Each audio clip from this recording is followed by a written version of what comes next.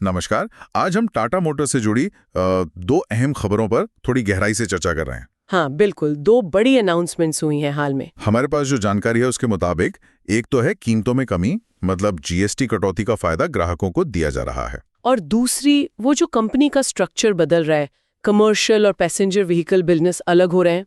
हाँ, तो आज इन्हीं के मायने समझने की कोशिश करते हैं कि ग्राहकों और कंपनी के लिए इसका मतलब क्या है। तो सबसे पहले कीमतों में कटौती की बात करते हैं। खबर यह है कि टाटा मोटर्स ने 22 सितंबर 2025 से अपने पैसेंजर और कमर्शियल दोनों तरह की गाड़ियों पर जीएसटी कट का पूरा फायदा सीधे कस्टमर को देने का फैसला किया है। अच्छा। पैसेंजर व्हीकल्स में देखें तो ये कटौती काफी सिग्निफिकेंट है।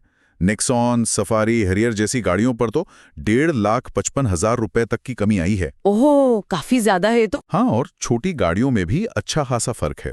टियागो पर करीब 75,000 रुपए तक, पंच पर 85,000 रुपए तक और अल्ट्रोस पर 1,10,000 रुपए तक की छूट मिल रही है। और वो भी ठीक फेस्टिव सीजन से पहले। एग्जैक्टली। ये टाइमिंग बहुत इंटरेस्टिंग है। फेस्टिव सीजन आ रहा है दरवाजे पर। बिल्कुल, ये टाइमिंग तो मतलब बहुत सोच समझकर तय की गई लगती है। भारत में फेस्टिव सीजन सेल्स के लिए बहुत बड़ा मौका होता है। सही बात। तो ऐसे में कीमतों में ये कमी डिमांड पर सीधा असर डाल सकती है। मुकाबला भी तो तगड़ा है मार्केट में। हाँ, ग्राहकों को एक तरह से जल्दी फैसला लेने का इंसेंटिव मिल गया। जरूर। और ये सिर्फ पैसेंजर व्हीकल्स के लिए नहीं है, कमर्शियल व्हीकल्स में भी जो जीएसटी रेट अब 18% है, उसका पूरा फायदा देना ये भी एक महत्वपूर्ण कदम है।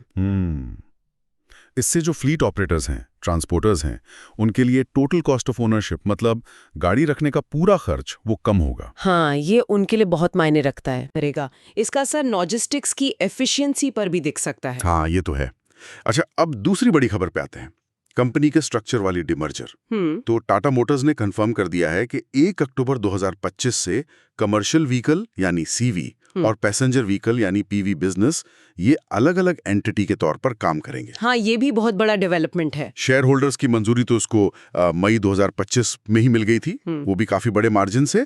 लेकिन सवाल ये है कि मौजूदा शेयर होल्डर्स का क्या होगा। हाँ, उनके लिए क्लैरिटी जरूरी है। तो जानकारी ये है कि उन्हें टाटा मोटर्स और जो नई कमर्शियल व्हीकल कंपनी बनेगी, दोनों में 1:1 के रेशियो में शेयर मिलेंगे। मतलब अगर आपके पास टाटा मोटर्स का एक शेयर है तो डीमर्जर के बाद आपके पास एक शेयर मौजूदा कंपनी का जो पीवी, ईवी, जेएलआर देखेगी और एक शेयर नई सीवी कंपनी का होगा, है टीएमएल कमर्शियल व्हीकल्स लिमिटेड। अच्छा, टीएमएल कमर्शियल व्हीकल्स लिमिटेड। हाँ, और जो मौजूदा टाटा मोटर्स लिमिटेड है वो अपने पास passenger vehicle PV, electric vehicle EV और अपना वो बड़ा international business Jaguar Land Rover JRR वो रखेगी। और दोनों अलग-अलग लिस्ट होंगी स्टॉक एक्सचेंज पर? हाँ, दोनों कंपनियां भारतीय स्टॉक एक्सचेंजों पर अलग-अलग लिस्ट होंगी।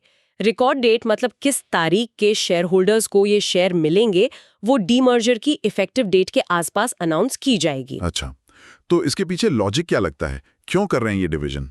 देखिए, सोच तो यही लगती है कि दोनों बिजनेस, कमर्शियल और पैसेंजर, काफी अलग हैं। उनकी मार्केट, ग्राहक, टेक्नोलॉजी सब अलग है।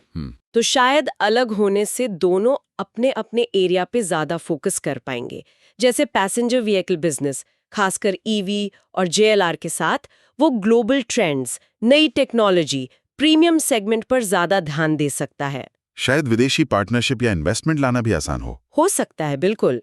और वहीं कमर्शियल व्हीकल बिजनेस जो है वो डोमेस्टिक मार्केट, इंफ्रास्ट्रक्चर की जरूरतें, फ्लीट मैनेजमेंट, इन सब पर ज्यादा फोकस कर सकेगा। तो मतलब फोकस बढ़ेगा, शायद ग्रोथ भी तेज हो दोनों की। लेकिन क्या इससे ग्राहकों के लिए कुछ बदलेगा, मतलब सर्विस वगैरह? देखिए, तुरंत शायद ग्राहकों को कोई बड़ा फर्क न दिखे। डीलरशिप, सर्विस नेटवर्क, ये सब तो रातों रात नहीं बदलता। लेकिन हाँ, लॉन्ग टर्म में जैसे जैसे दोनों कंपनियां अपनी अलग स्ट्रैटेजी बनाएंगी, तो हो सकता है प्रोडक्ट डेवलपमेंट में, मार्केटिंग में, कस्टमर सर्विस में ज्यादा स्पेशलाइजेशन देखे। जैसे मान लीजिए पीवीवी वाली कंपनी शायद डिजिटल एक्सपीरियंस, चार्जिंग इंफ्रा पर ज्यादा जोर दे और सीवी वाली company fleet management solution, up time guarantee पर।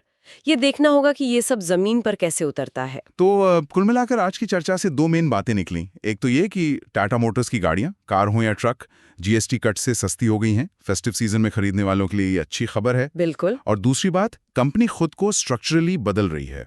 कमर्शियल और पैसेंजर बिजनेस को दो अलग इंडिपेंडेंट कंपनियों में बांटा जा रहा है। हाँ, और यहीं पर एक सोचने वाली बात भी आती है। ये जो डीमर्जर हो रहा है फोकस बढ़ाने के लिए, ये लॉन्ग टर्म में कैसा परफॉर्म करेगा?